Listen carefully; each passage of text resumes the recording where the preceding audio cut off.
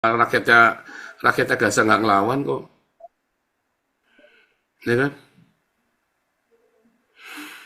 Rakyatnya Iya. Gaza kan lebih takut sama Hamas. Itulah masalahnya, Pak. Makanya sama saya nggak pokoknya karena kamu tidak sama dengan kita, ya kita serang kamu. Simpel sekali, Pak. Itu simpel sekali. Ya. Jadi Israel tidak akan menggunakan cara-cara teror karena mereka bukan teroris. Itu mentalitas, Pak. Teror teror itu adalah sakit jiwa, Pak. Mereka senang mendapatkan teror.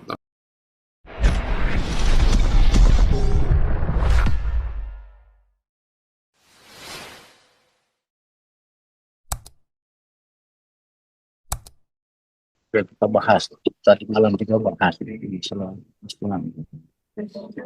Sebenarnya tadi diskusi wanita itu dia mau coba mau mengarahkan bahwa bumi ini milik kita semua gitu. Di mana aja mereka tempati bisa aja gitu.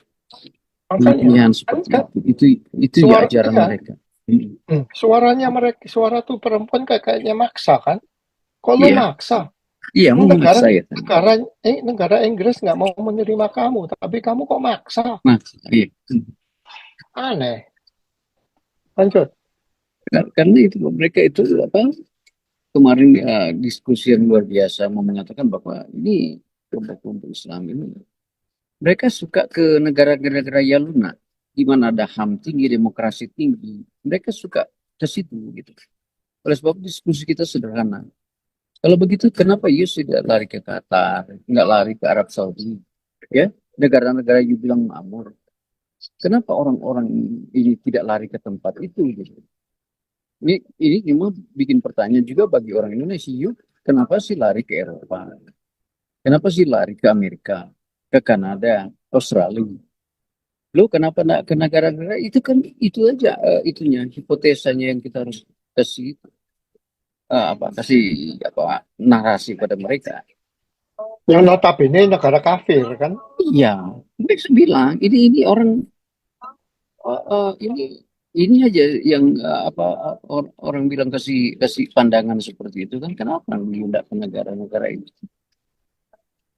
Karena mereka benar Pak dari udah kita tahu dari budayanya kan dari pendidikannya ya misinya, ya, motivasinya. Kita tahu kelompok-kelompok ini, mereka benar-benar ingin merusak sistem. Mereka kalau sudah di apa dianalisa oleh orang-orang itu dia merusak sistem tatanan kehidupan sosial masyarakat. Mereka tidak menerima demokrasi loh, si kelompok-kelompok ini. Hmm. Mereka ingin kebebasan yang diajarkan dari agamanya dia itu. Karena basicnya dari situ. Kalau Pak Paul bersuara sampai marah itu bukan benci yang sama, kita juga marah bukan benci. Tapi bagaimana ajaran-ajaran itu sudah melekat di dalam apa mereka nilai-nilai luhur kehidupan mereka gitu. Apa yang harus dilakukan?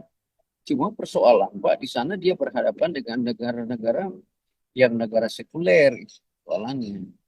Yang negara benar-benar kalau kita tahu negara itu mementingkan itu lagi itu sebenarnya kalau analisa saya sederhana. Eh, apa itu gejolak-gejolak seperti kita lihat dari segi moral, tapi kalau orang Eropa itu dilihat sebagai bisnis dagang.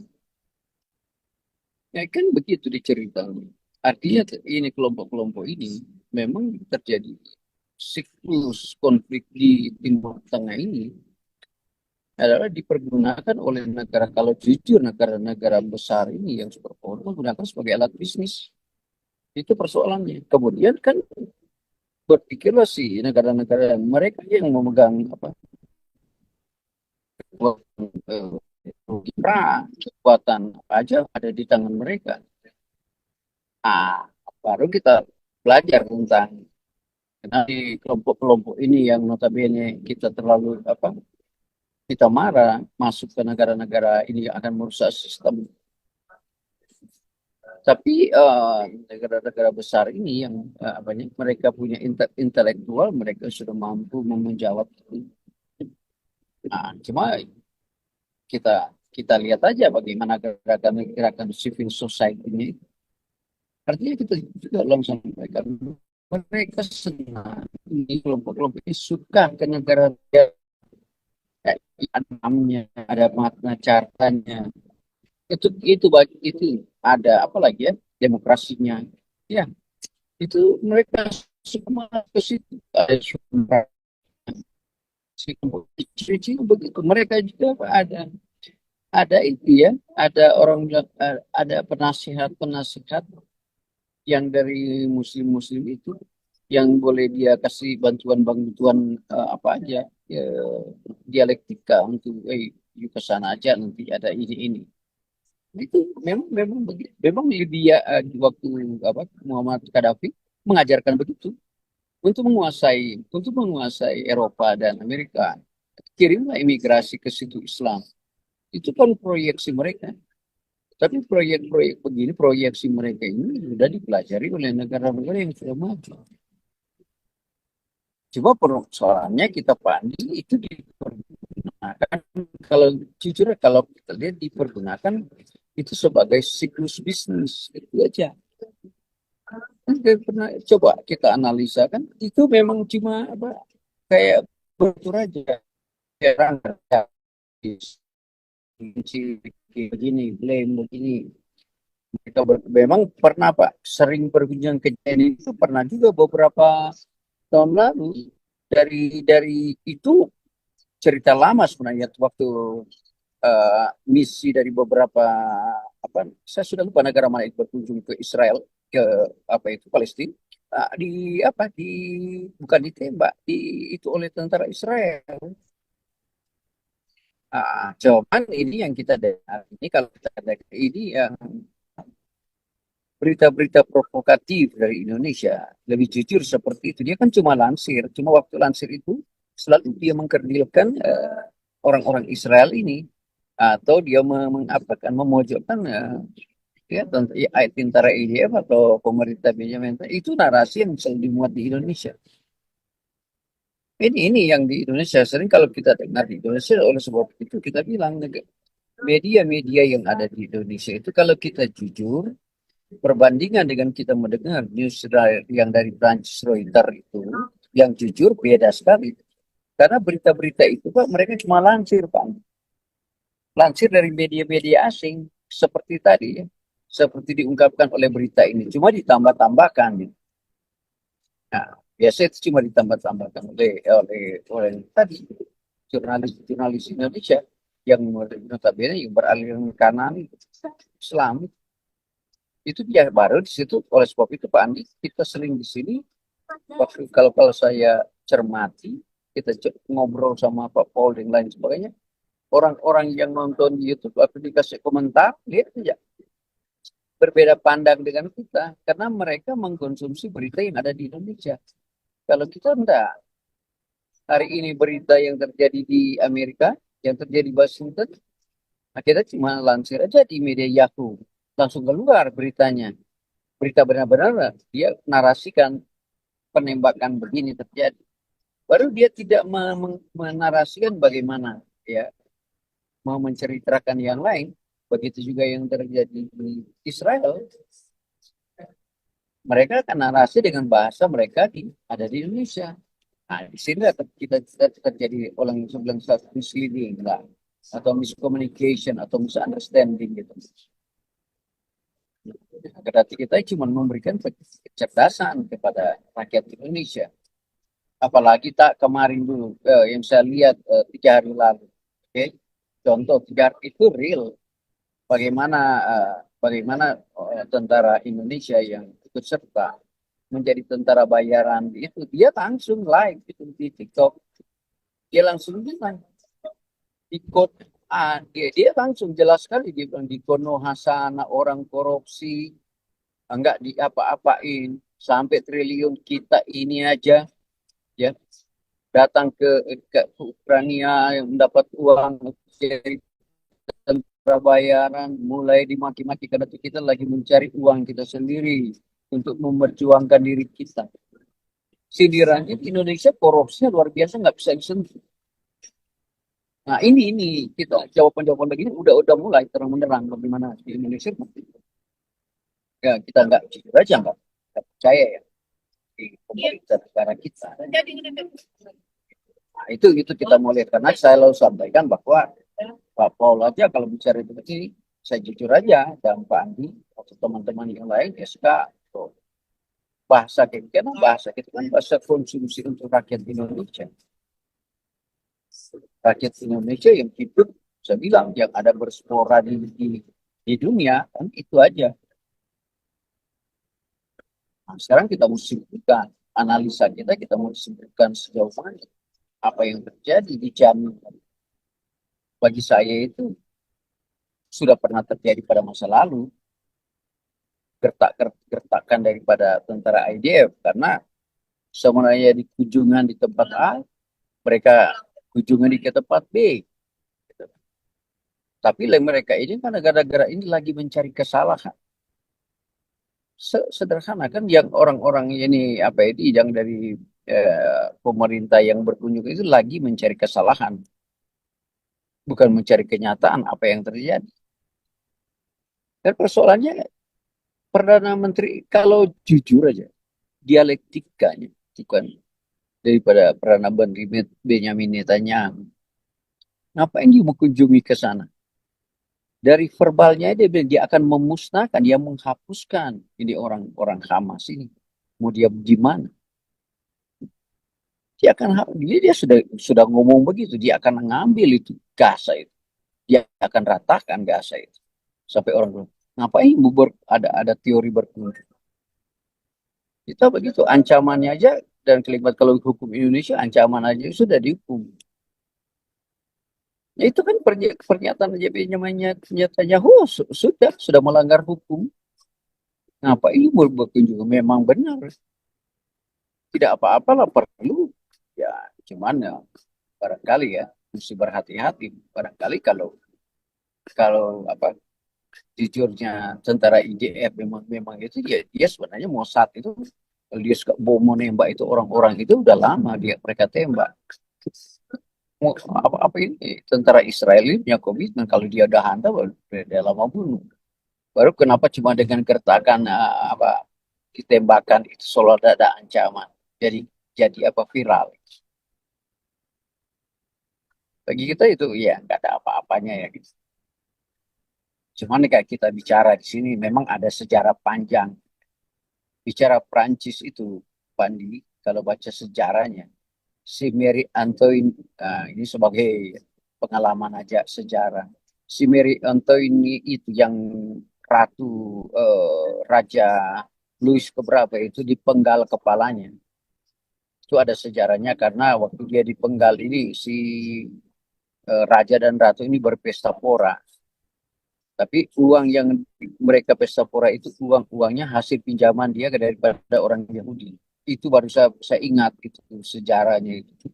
Yang digeletin itu, yang di itu kepalanya. Ya, memang bagus lah kalau kita analisa apakah ada begitu ya. Dan kedua kita tahu ya Prancis dari dulu ya, memang negara sekuler benar-benar dia memang benar sudah kita tahu dari dulu demokrasinya kependudukannya sudah dikuasai oleh Islam. Nah, negara kan itu sudah memang negara sekuler benar. Pak Andi kan nonton waktu Olimpiade itu, ya itu adalah saper itu kan. Mereka menginap-bobokan dengan lesbian semua yang murid-murid Tuhan Yesus itu memang sudah rusak semua. Cuma kita negara-negara yang kita bilang aja orang-orang Kristen ini terlalu sabar gitu. Oleh sebab itu saya sebenarnya mau tanya kepada Pak Paul itu. Kalau jujurnya Yahudi itu menguasai ekonomi ya. Juga Pak Andi saya kalau kita tahu kekuatan orang Yahudi luar biasa. Uangnya banyak ya. Kemampuan IQ-nya buat teknologi banyak. Kenapa sih dia tidak menggerakkan itu secara konfrontasi? Akhirnya dia mempergunakan ya uang Yahudi itu untuk cari orang bayar turka baru bunuh-bunuhlah si Islam ini yang antisemitik ini. Iya kan sederhana. Kalau jujur aja seperti saya pemikiran iya ya. Saya lagi berimajinasi tadi atau kemarin. Kenapa Kenapa mereka punya kemampuan ekonomi di dunia luar Amerika pun dia kuasai ekonomi si Yahudi. Ya. Di Prancis, Inggris dia kuasai, properti dia kuasai, apalagi teknologi dia kuasai. Kenapa sih orang Yahudi ini tidak mempergunakan kekuatan itu sebagai alat untuk melawan kelompok ini gitu? Iya, kalau jujur. Baru saya kenapa sih kalau orang juga kena Nasrani sudah tidak mau lagi cara-cara yang dilakukan oleh Islam dengan melakukan kekerasan dengan cara-cara tidak terpuji gitu. Seperti cara-cara bagaimana mobilisasi orang, kelompok orang supaya menutup gereja. Ya. Mereka memobilisasi orang supaya orang dilarang beribadah. Mereka juga menggunakan dalil apapun, menggunakan apa itu dalil-dalil untuk masuk ke sistem negara. Kemudian Kristen ini diam. Gitu. Ya pertanyaan-pertanyaan kita ke situ ya, Yahudi diam, Kristen diam. Kalau menurut saya tanya aja Pak Andi, menurut Pak Andi, pokoknya Pak Andi punya kekayaan luar biasa, ya kan? Pak Andi diintimidasi keluarganya, dibenci, dibunuh atau diancam. Sedangkan dia punya kekuatan ekonomi kuat, ya, punya kemampuan finansial, punya kemampuan militer kuat. Kalau membayar militer, kan boleh. Kenapa itu tidak dilakukan? Ada apa di balik ini?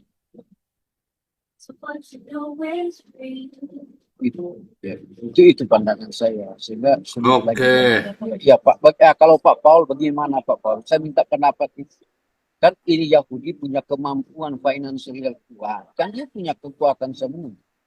Kalau jujur Pak, dia tidak gunakan cara-cara radikal ekstremis begitu. Atau orang Kristen, Pak. Yang Kristen, Pak. Kenapa mereka tidak menggunakan itu? Kalau orang Yahudi berhak segenap apapun, semua negara berhak menggunakan segala macam cara untuk membela kedaulatannya, Pak. Berhak, Pak. Iya. Kenapa si Yahudi ini tidak menggunakan cara-cara seperti bikin teror setelah cara-cara begitu mengancam dengan bunuh atau apa? Itu pertanyaan. Kendati dia punya kekuatan luar biasa. Bedanya perang. Orang Yahudi itu tidak akan melakukan perang di balik layar. Dia akan melakukan perang yang terbuka. Supaya jangan difitnah, Pak. Kalau sekarang ini banyak negara-negara Islam melakukan perang dengan cara membiayai orang-orang untuk melakukan teror. Iya, itu maksud saya. Kalau teror itu bahayanya random, Pak. Bahkan orang-orang yang tidak terlibat sama sekali, misalnya nih, kalau teror ya, demi membunuh orang Yahudi, menteror Israel, lalu dia bunuh orang di Amsterdam itu. Nah itu kan, atau itu si Samudra dulu, si siapa lagi yang nembak, yang itu, ngebom, ya kan? Yang ngebom siapa? Yang korbannya? Yang korbannya kan orang-orang Islam juga. Katanya collateral damage, kan goblok ini kan. Tapi kan kalau si Israel sekarang membombardir Gaza, ya kan salah sendiri. Kenapa kamu tidak mau menyerahkan Hamas kepada kita? Kalau rakyatnya ngelawan kan Israel diam aja. Israel yang rakyatnya Gaza nggak ngelawan kok. Ya kan? Rakyatnya Gaza kan lebih takut sama Hamas. Itulah masalahnya, Pak. Makanya sama saya pokoknya karena kamu tidak sama dengan kita, ya kita serang kamu. Simpel sekali, Pak. Itu simpel sekali. Ya. Jadi Israel tidak akan menggunakan cara-cara teror karena mereka bukan teroris. Itu mentalitas, Pak. Teror itu adalah sakit jiwa, Pak. Mereka senang mendapatkan teror. Tapi ini ada Pak SK nih, biar masuk dulu nih Pak SK nih.